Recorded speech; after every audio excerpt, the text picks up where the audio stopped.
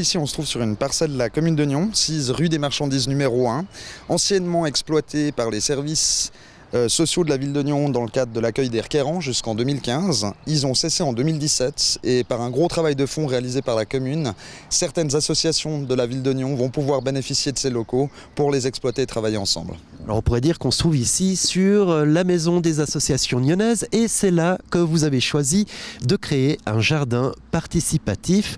C'est quoi un jardin participatif ?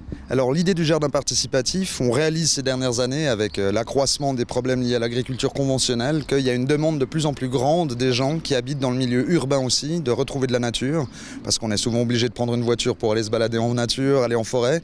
Les gens réalisent aussi que par l'activité potagère en ville, ils sont capables de retrouver ce bien-être aussi, qu'on perdait un petit peu au milieu de tout ce béton. Donc l'objectif c'est de réunir tous les gens qui sont intéressés par une agriculture biologique et de créer quoi ?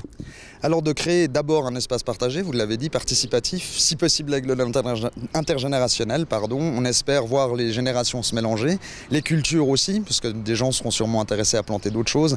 L'idée étant surtout dans cette idée de participation que les gens puissent s'approprier le projet.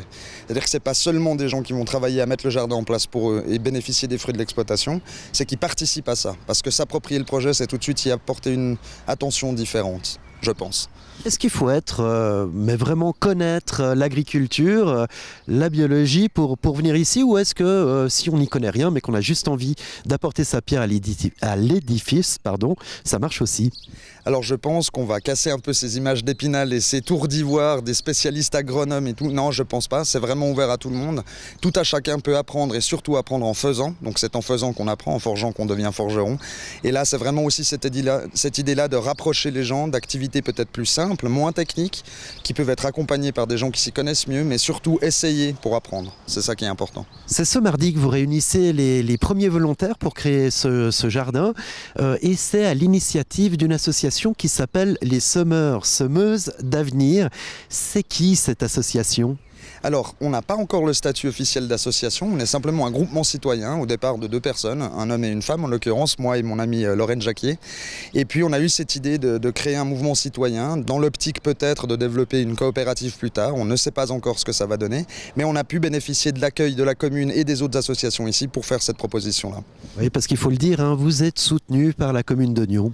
Alors oui, c'est important. Je pense que déjà le simple fait que les associations aient pu récupérer cet endroit et nous pouvoir avoir y été accueillis est un travail de fond, à la fois des services de la cohésion sociale de Nyons et du développement durable qui ont permis en fait le travail de négociation avec la municipalité pour ça. Voilà. Quelles sont les prochaines dates clés concernant votre association ou ce jardin participatif ? Alors on a déjà un événement, je souhaite d'envergure, pas plus tard que demain soir, dès 18h30, malheureusement ça sera diffusé après, mais surtout le 1er juin, on aura l'inauguration officielle de ce lieu avec la présence de toutes les associations sur place. C'est encore en discussion au niveau du programme, comment est-ce que ça sera présenté, comment est-ce que les gens vont pouvoir y participer, mais il y aura un événement d'importance le 1er juin.